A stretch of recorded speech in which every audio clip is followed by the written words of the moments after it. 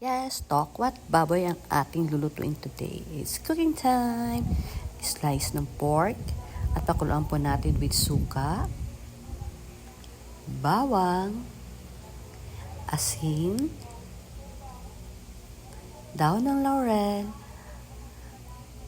Takpan po natin at hayaan natin lumampot at habang nagpapakulo tayo ay magpiprito na ng tokwa.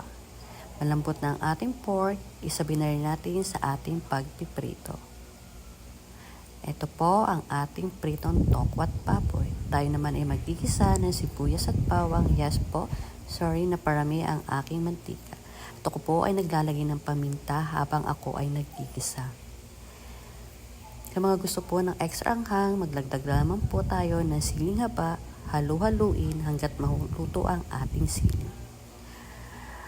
Ako po ay nagmix ng suka, toyo at oyster sauce. Pakuluan lamang at hayaan mag-reduce. Idagdag ang ating pritong baboy, pritong tokwa.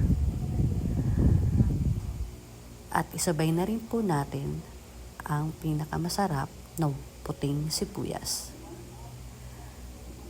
At ito po ay atin lamang na halu-haluin hanggang manuot ang ating sauce. Ayan na, dagdag ang capsicum. Ang ating finished product. Sana po ay nag-enjoy kayo. Thank you for watching.